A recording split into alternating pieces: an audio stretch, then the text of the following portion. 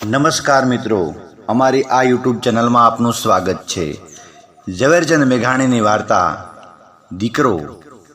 આપા દેવાયત, આ તમહારું થઈને હોકાની બજરનું પડતલું આણ્યું છે.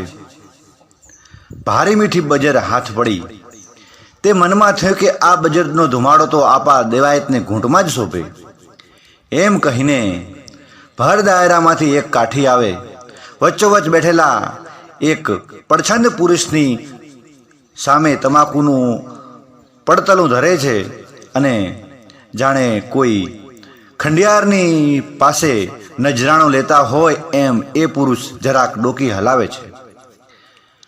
એની સોનાના વેઢવાળી આંગળીઓ દાઢીના કાતરામાં રમે છે. ત્યાં તો બીજો કાઠી ઊભો થાય છે. આપા દેવાયત, આ નવો નકોર હોકોએ હું ગંગા જમની તાર મઢાવીને ખાસ તમહાટું જ લાવેલ છું. સારો રાસ્તો ઠેકાણે જ શોભે ને બા. થોડુંક મોં મલકાવીને આપા દેવાયત હોકાની ભેટ સ્વીકારી લે છે અને આ ઊનની દળી એમ કહેતા ત્રીજા ભાઈ આગળ આવે છે. આપા દેવાયત, તમારી ઘોડીને માથે આ મશરૂમ જેવી થઈ પડશે. ઘોડીનું દિલ નહીં સોલાય, ખાસ બનાવીને અણી છે હો. ચલાળા ગામના ચોરા ઉપર દરબાર ઓગળવાળાના આઈને કારજે કાઠી ડાયરો એકઠો મળેલ છે. ત્યાં તમામ કાઠીઓની મીટ ફક્ત ગુંદાળાના ગલઢેરા દેવાયત વાંકને માથે જ ઠરી ગઈ છે. દેવાયતને જ રીઝવવા હારું હવ મથે છે.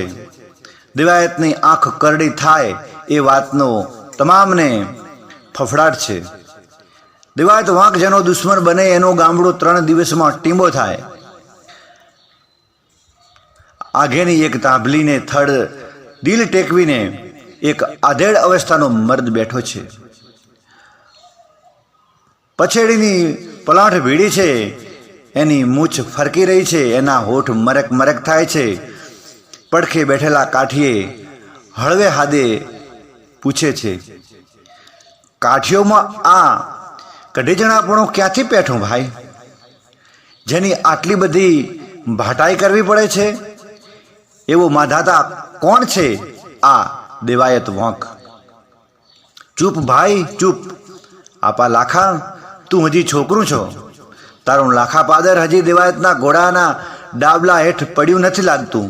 નીકર તુંય આપા દેવાયતને તારી તળીની કેરીયું દેવા દોડ્યો જાત. હું મારા આબાની કેરીયું હું દેવાયતને ડરથી દેવા જાઉં? ના ના, એથી તો ભલું કે હુડા પોપટ અને કાગડા મારા ફળને ઠોલે. કાઠીના દીકરા તો સૌ સરખા, કોણ રાંક અને કોણ રાણા. આવી રજવાડી ભટાઈ મારાથી તો ખમાતી નથી. બોલનાર પુરુષનો અવાજ ઊંચો થયે. એના બોલ ડાયરાને કોને પડ્યા અને વચ્ચોવચ્ચ બેઠેલ વિકરાળ કાઠી દેવાયત વાંકનું કોંધ એ વાત તો કરનાર તરફ કરડું થયું. ધગેલ ત્રાંબા જેવી રાતી આંખ ઠેરવીને એણે પૂછ્યું, એ કોણ મૂછાળો ચાંદા કરે છે ત્યાં બેઠો બેઠો? ઉઘાડું બોલો ને બાપા. આપા દેવાયત વાંક આદમીએ થડક્યા વિના જવાબ દીધો, એ તો હું લાખો વાળો છું ને ભણું છું કે કાઠીના દીકરા તો સૌ સરખા. છતાં કાઠી ઉઠીને રજવાડી ભટાઈ કરવા બેસી જાય એથી તો આપા દેવાયતને પણ દુઃખ થવું જોવે, હરખાવું ન જોવે. આપા લાખાવાળા, તય તો હવે લાખા પાદર ફરતા ગઢ બંધાવજે બા. તું તારે ચડી આવજે આપા દેવાયત. હું નાની ગામડીનો ધણી, ગઢ તો શું જણાવું, પણ પાણીને કળશીઓ ભરીને ઊભો રહીશ. આપા દેવાયતને શોભતી મહેમાનગતિ કરીશ. લે ત્યારે લાખાવાળા, એમ બોલીને દેવાયત વાંક પોતાની અંજળીમાં કસુંબો લીધો હતો એ ધરતી ઉપર ઢોળી નાખ્યો અને કહ્યું, લાખાપાદરને માથે જો હું મીઠા હળ હાંકું તો ગુંદાણાનો દેવાય તો વાંક જાણજે નીકર. હા હા ગજબ કરો માં બા. એમ કરતો આખો ડાયરો આડો પડ્યો. ઘરડિયા કાઠીઓએ દેવાયત ના પગ ઝાલીને કહ્યું, આપા લાખો વાળો તો બાળક છે, એનો બોલ્યાનું ભાન નથી, તમારે સમદર પેટ રાખવું જોઈએ. નાના આપા દેવાયત, મારું નોતરું અફણ જાણજે હોકે. એમ કહીને લાખાવાળાએ તલવાર ભાલો લઈને ઉઠી ગયો. ઘોડીએ પલાણીને નીકળ્યો. કહેતો ગયો, કાઠી તો હંધાય, સમવડિયા કાઠીમાં ઊંચ નીચ ન હોય, પણ તમે સૌએ બીને દેવાયત જેવા એક મોટા લૂંટારાની ખુશામત માંડી છે. મારે તો દેવાયતને કે દલીના ધણીને નજરાણા દેવાનો મોખ નથી. બાંધે એની તલવાર અને ગાવાળાઈ અરજણ, એમાં ભેદ ન હોય. એટલા વેણ સંભળાવીને લાખાપાદરનો ધણી રોજડી ઘોડી હાંકી ગયો. ચલાળા ગામની 4 ગાંવ ઉપર બરાબર ગીરને કાંઠે શેલ નામની એક નદી ચાલી રહી છે. કાળા પથ્થરોની એની ભેંકાર ઊંચી ભેખડો વચ્ચે ધીરા ધીરા ગરજતા એના પાણી વહ્યા જાય છે. જાણે કોઈ ભૂતાવળના છોકરા માને ધાવતા ધાવતા હોંકારા કરી રહ્યા છે. એ વિકરાળ નદીને કાંઠે પંખીના માળા જેવડું નાનું લાખાપાદર ગામડું છે. લાખાપાદરની ચોપાસ નદીઓ ચાલી જાય છે. ચોમાસામાં તો જાણે પતાળ લોકની નાગકન્યાઓ પૃથ્વી ઉપર નાચવા નીકળી પડી હોય એમ અનેક ઝરણા ફૂટી નીકળે છે. સતયુગના ઋષિ જેવા એક જૂના વડલાની છાંયડી નીચે પથ્થરની ભેખડમાંથી પાણીનો મોટો ધોધ પડે છે. એ ધોધની આસપાસ લોકોએ ગૌમુખી બાંધીને ગૌમુખી ગંગા સ્થાપ્યા છે. પડખે જ શંકર બેઠા છે. ત્યાં કુદરતે એક હામટી ગુલાબી કરેણ ઉગાડી છે. આંબાની ઘટા જામી છે. નીચે એ ગૌમુખીને ઝીલનારે કુદરત માતાએ જાણે માપી ડંકારેલો નિર્મળ કુંડ આવેલો છે. નીચાણમાં ઊંડો ધરો છે.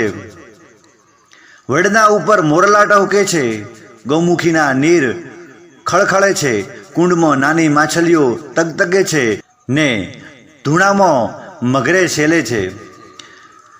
કુદરતના રૂપમાં કોમળ અને વિકરાળ બે રેખા કેવી જુક્તિથી આંકેલ છે. એવે સ્થળે જન્મનારા માનવી પણ એક વખત એવા જ કોમળ અને વિકરાળ હતા. શૂરવીર ને પ્રેમી હતા. એ ગામના તોરણ બાંધનાર જ આ લાખોવાળો ધાનાણી શાખાનો એ કાઠી હતો. લાખાપાદર આવીને એણે ભાઈઓને ખબર દીધા કે પોતે દેવાયત વાંકનું ભયંકર વેર વહરેલ છે. સાંભળીને ભાઈઓ પણ થથર્યા. તે દિવસથી લાખોવાળો પરગામ જઈને રાત નથી રોકાતો. જ્યાં જાય ત્યાંથી ઝાલર ટાણે તો ઝાપામાં આવી જ પહોંચે.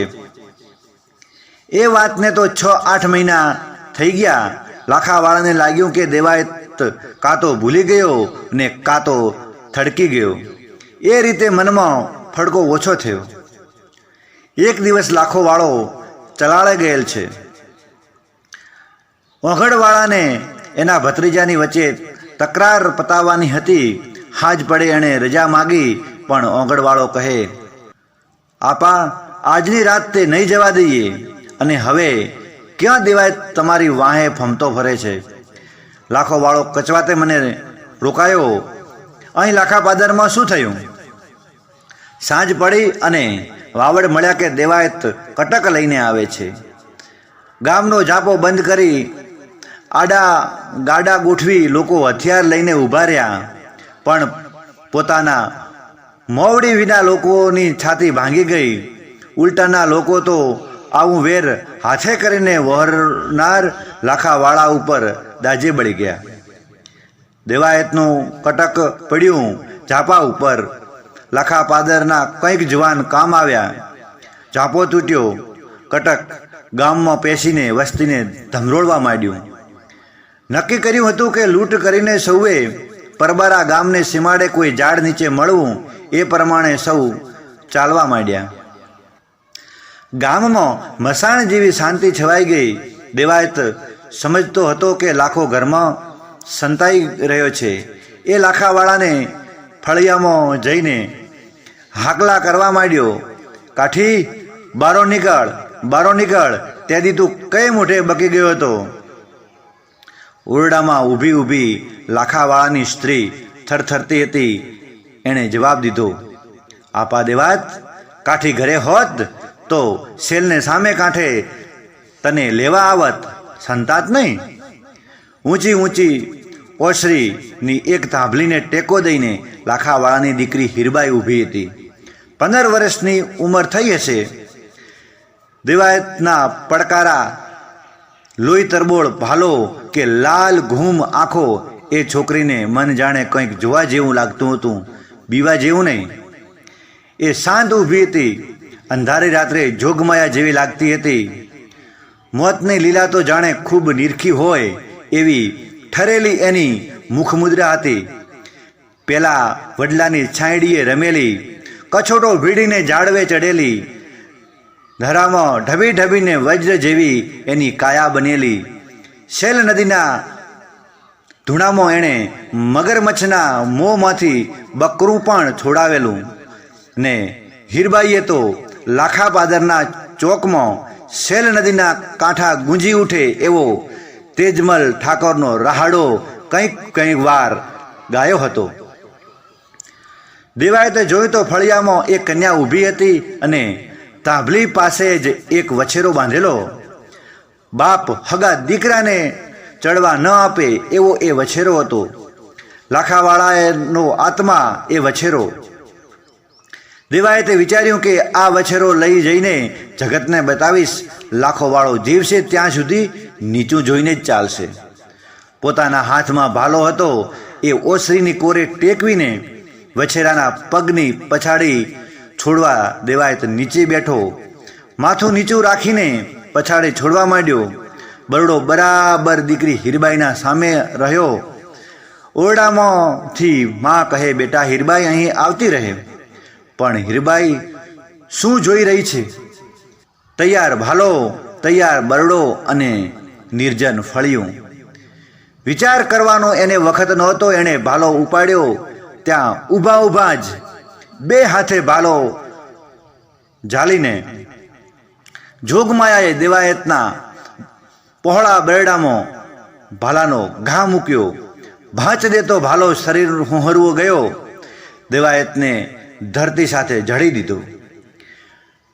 નીચે ઉતરીને દેવાયતની જ તલવાર કાઢી હીરબાઈએ એને ઝાટકો મૂક્યો.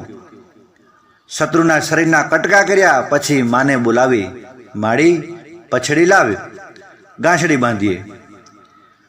દાણાની ગાંસડી બાંધે એમ ગાંસડી બાંધીને ઓરડામાં મૂકી દીધી. કોઈને ખબર ન પડવા દીધી. ધીમે ધીમે ગામમાંથી આખી ફોજ નીકળી ગઈ.